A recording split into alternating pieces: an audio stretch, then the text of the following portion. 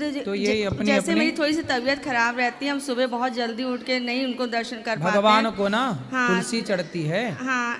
कुमकुम चढ़ती है, तुलसी चढ़ती है, चंदन चढ़ता है, अच्छा शंकर जी को चावल चढ़ता है जी। और जैसे हम थोड़ी सी देर से उनकी पूजा हम कर पाते हैं 8 बजे तक, कभी कदा चाय पी लेते, तो क्या ये गुनाह तो नहीं है चाय पी लेना है, बिस्किट खा लेना? नहीं नहीं, चाय आए तो वैसे आप पीती हो चाय? हम पीते हैं चाय, लेकिन जब से दवा चल रही तब से पीना कुछ जल्दी से खाना चाय पड़ता पीने है। से फायदा होता है?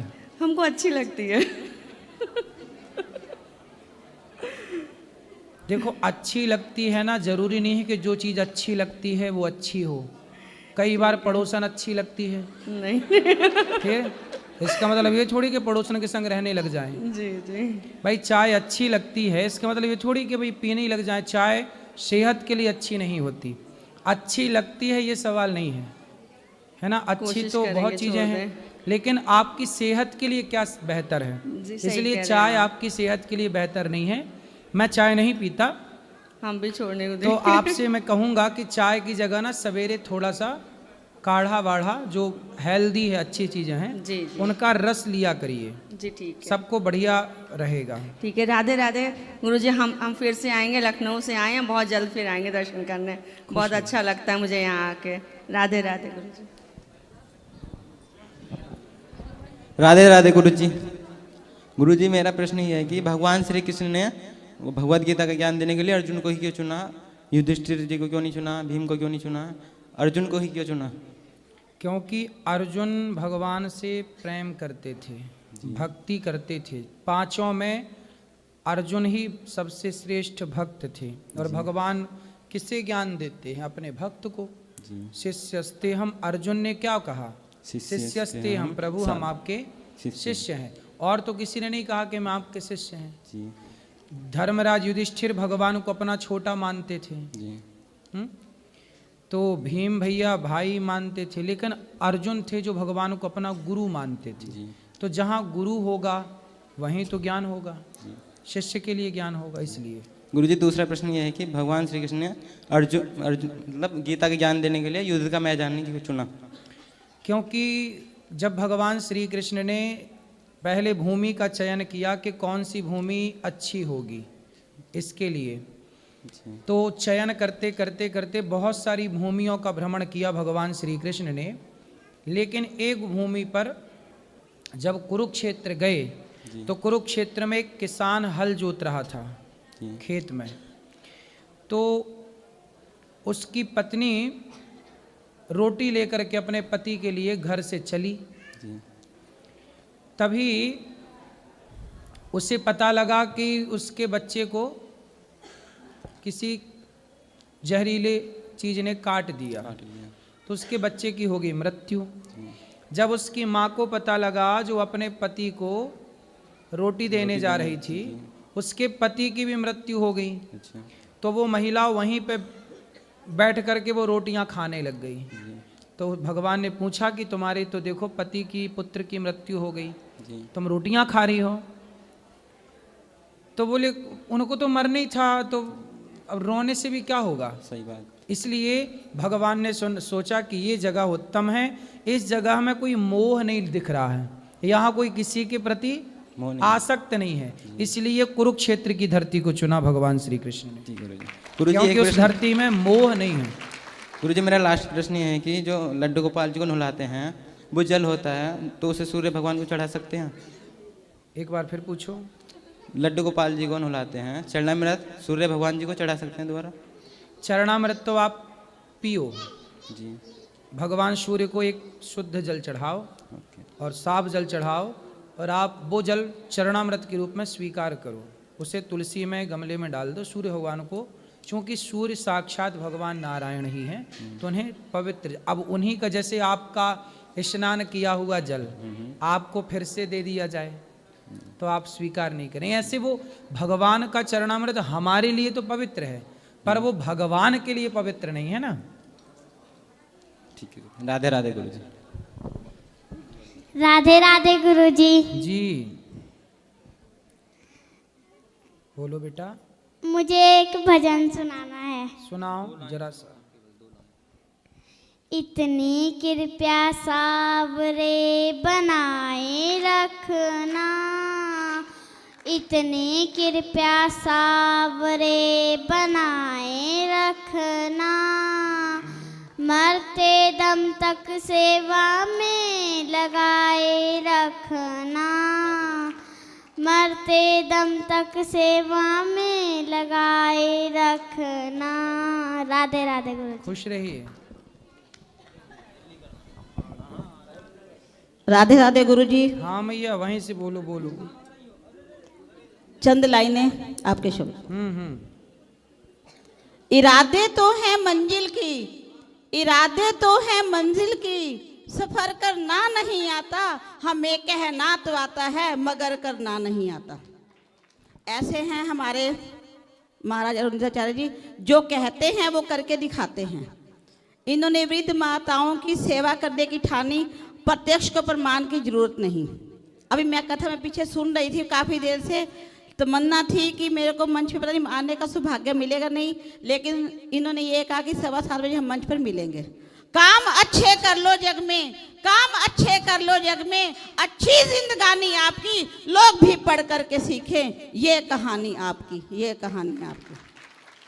सेवा नहीं जाती, सेवा नहीं जाती बेकार किसी की, अरे सेवा नहीं जाती बेकार किसी की।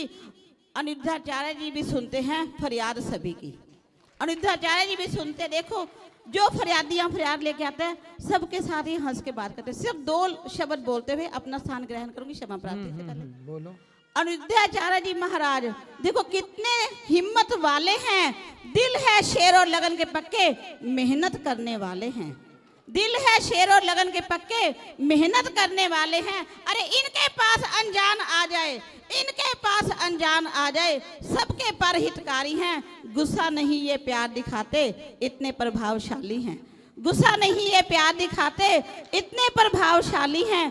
धन्य है ऐसे माँ के बेटे, धन्य है ऐसे माँ के बेटे, कितने प्रभावशाली हैं। प्रभु करे ये हमेशा ऐसे हंसते रहे, प्रभु करे हमेशा ये हंसते रहे, यही दुआ हमारी है, यही दुआ हमारी है। धन्यवाद। देखो आप प्रत्यक्ष को प्रमाण की जुटी, लेकिन मुझे आज 1 साल बाद बोलने का सौभाग्य मिला। जैसे मैं इनके चरणों में नतमस्तक हुई, इन्होंने मुझे पहचान लिया। मैंने कहा स्वामी जी मैं कुरुक्षेत्र से। उन्होंने क्या कहा कि ठीक हो, मेरे साथ साथी मेरे साथ बैठे हैं, इनकी आंखों में आंसू आ गए। और जब मेरे भाई ने ये कहा कि मेरे सिर पे इन्होंने हाथ रखा तो इनका मन इतना गदगद हो गया कि कहने को कोई शब्द नहीं।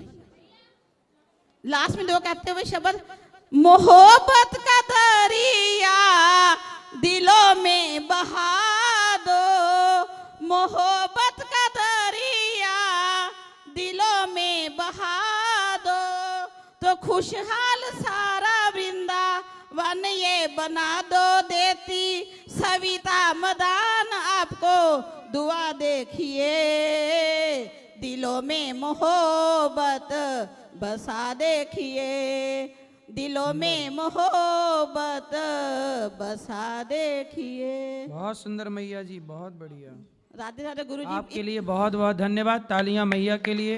धन्यवाद गुरु जी, बहुत बहुत। ये 2 लाइनें कहते हुए लास्ट टाइम मैं आपके यहाँ 2-3 बार सत्संग में अपने साथियों को साथ लेकर आई हूँ। हम अयोध्या से घूमते हुए ये थी कि हमें वृंदावन जाना, तो आपके दर्शन करने हैं। जैसे मैंने ऑफिस में संपर्क किया तो मुझे अच्छा लगा कि आप यहाँ मिलेंगे। मैं कुमारी सविता मदान, हरियाणा डिस्ट्रिक्ट कुरुक्षेत्र से, वाइस प्रिंसिपल के पदवी, प्रिंसिपल की पदवी छोड़ते हुए वाइस प्रिंसिपल की पदवी से मैंने VRS ले ली जी। और जब मैं आपका यहाँ टीवी में प्रोग्राम देखती हूँ, एक बहन ने ये कहा कि गुरुजी मुझे भी क्या आने का, अपनी वृद्ध माताओं की सेवा करने का सौभाग्य मिलेगा। तो आज ये शब्द मैं भी आपको कहती हूँ कि मेरी भी ये हार्दिक इच्छा है कि काम तो सभी करते हैं लेकिन समर्पण सभी नहीं करते। और हम तो देखो आपके चरणों की धूल हैं, क्योंकि आप जो कहते हैं करके नहीं दिखाते, वो प्रत्यक्ष दिखाई दे रहा है। टीवी पे हम अक्सर सुनते हैं आपकी कथा, तो मेरा सौभाग्य है कि अगर बांके बिहारी की इच्छा हुई, अभी एक मेरी बहन कह रही थी कि मेरी भी ये इच्छा हो रही है कि मैं 1 सप्ताह स्वामी जी के चरणों में रह के कथा सुनूं। तो मैंने कहा बहन कोशिश करेंगे, बांके बिहारी को अरदास करेंगे कि हमें सौभाग्य मिले, दोनों बहनें मिलकर आके हम स्वामी जी के चरणों में कथा सुनेंगे। धन्यवाद स्वामी जी, राधे राधे स्वामी जी। खुश रहिए।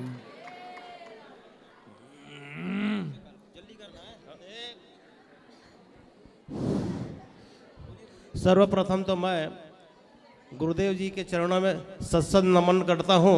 मैं प्रभाकर कुमार निर्णयजक छत्तीसगढ़ जांजगीर चांपा जिले से है। मेरा दो अज्ञानता है, प्रश्न तो नहीं पूछ सकता मैं, गुरुदेव है। मैं अपना अज्ञानता को दूर करने के लिए दो सवाल गुरुदेव से चाह रहा हूँ। सर्वप्रथम तो मृत्यु किसकी होती है? क्योंकि आत्मा की तो कभी मृत्यु होती नहीं है, और देह से जब आत्मा जाता है तो ये पंच तत्व जो है, क्षिति जल पावक गगन समीरा, अब पंच तत्व से बना शरीरा, ये पांचों तत्व जो है अपने अपने में विलीन हो जाता है। तो मृत्यु किसकी होती है? एक प्रश्न। दूसरा प्रश्न मेरा ये है, पहले एक का ही उत्तर ले लो फिर दूसरा करना। जी, मृत्यु किसकी होती है? न मृत्यु शरीर की होती है, न मृत्यु आत्मा की होती है, न मृत्यु सूक्ष्म शरीर की होती है। मृत्यु होती है सिर्फ अभिमान की। कौन मरा? अभिमान। अभिमान मरा। कौन मरा? अभिमान मरा। वो अभिमान जो कहता था कि मैं ये हूँ, वो अभिमान जो कहता था कि मैं अनिरुद्धाचार्य हूँ, वो अभिमान जो कहता था कि ये गाड़ी है, ये बंगला है, ये मेरा है, वो अभिमान जो कहता था कि तू मुझे नहीं जानता, वो अभिमान मरा।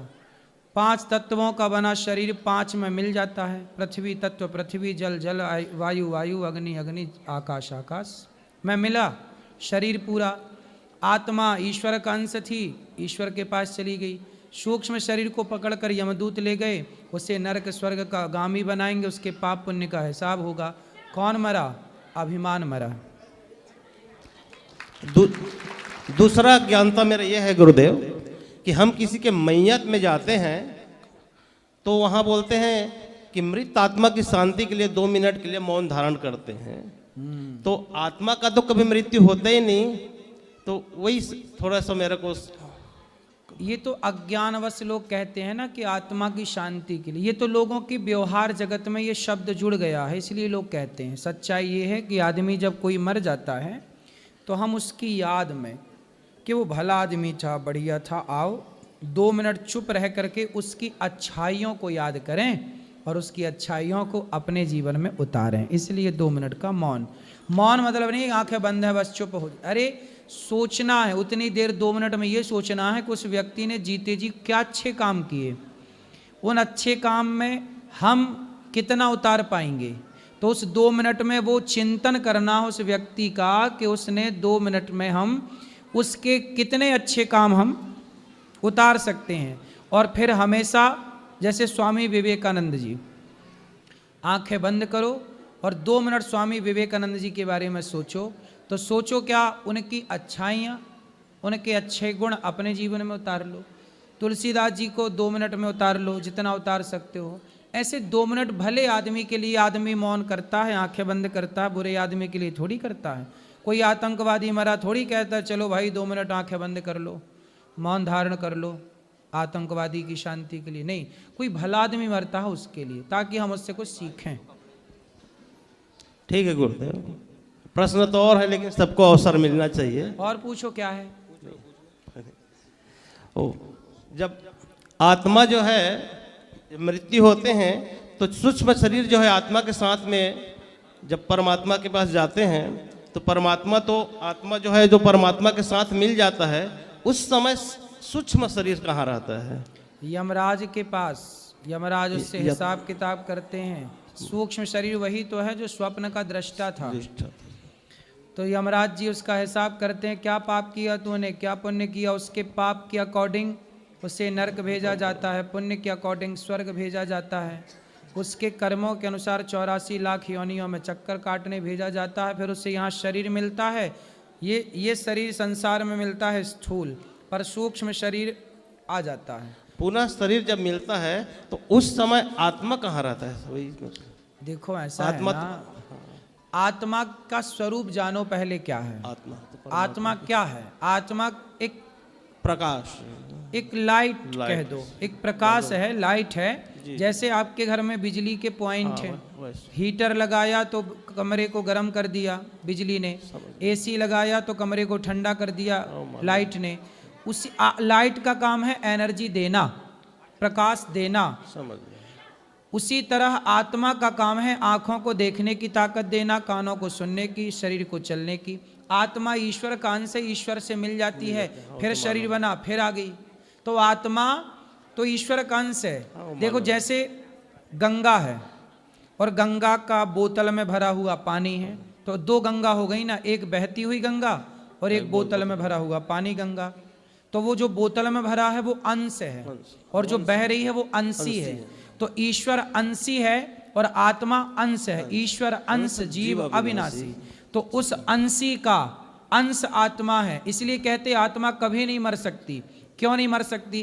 क्योंकि अंश ईश्वर का, जब अंशी मरेगा तब अंश मरेगा। अंशी कभी मरते नहीं, ईश्वर अजन्मा है, इसलिए आत्मा कभी नहीं मरती। उसी से प्रकट होती है, उसी में समा जा। जैसे दिया जलाया, अब दिया बुझा दिया, तो दिया जला था वो आया कहाँ से और बुझ गया तो गया कहाँ? माने मृत्यु के बाद तुरंत वह मिल जाता है क्या? वही मेरा मृत्यु के तुरंत बाद नहीं, मृत्यु के बाद तो वह सूक्ष्म आत्मा तो ईश्वर में है। उसी को बोल। अब आप बात आत्मा की मत करो, क्योंकि आत्मा ईश्वर का अंश है और वो ईश्वर में मिल गई। आप बात करो सूक्ष्म शरीर की। सूक्ष्म शरीर अपने कर्मों का दंड भोगता हुआ ये नरक स्वर्ग की यातनाएं सहेगा, उसके बाद 84 का चक्कर लगाएगा। पुण्यात्मा है तो मनुष्य बनेगा और पुण्यात्मा है तो मोक्ष का अधिकारी बन के भगवान के धाम में कर्मों के हिसाब से अपना। जी क्लियर धन्यवाद है सब? ठीक, संतुष्टि हुई? और कुछ पूछना है? और पूछना। राधे राधे गुरुजी, जी आपके चरणों में कोटि कोटि प्रणाम। खुश रहिए। बहुत दिन से आस लगाई थी आपसे मिलने के लिए, आज दर्शन हो गया। मेरे घर पर दया बनाए रखिएगा महाराज जी। बिल्कुल, बिहारी जी की दया रहे। एक तो आप भजन सुनाना चाहती हूँ। एक लाइन सुनाना। द्रौपदी की लाज बचा ले, आके मुरली वाले कहाँ तू खो गया है, कहाँ तू सो गया है। बीचे सभा में तुझे दुखियाँ पुकारे, बड़ी देर से नीचे दुशासन मेरी रखे दिया साड़ी को उधेड़ के। पति हमारे जुए में हारे, टूटे सभी सहारे, कहाँ खो गया है, कहाँ तू सो गया है। ये परीक्षा तेरी होगी हंसाई, इस जहां में दागे न लग जाए कृष्ण कन्हैया तेरे नाम में। गणिका गीत अजामिल तारे, भक्तों के रखवाले, कहाँ तू खो गया है, कहाँ तू सो गया है। द्रौपदी की लाज बचा ले, आके मुरली वाले, कहाँ तू खो गया है, कहाँ तू सो गया है। कितनी सुनाए अर्ज, कब से खड़ी हूँ इंतजार में, आके समा जा प्रभु साड़ी के हर एक तार में। पति हमारे जुए में हारे, टूटे सभी सहारे, कहाँ तू खो गया है, कहाँ सो गया है।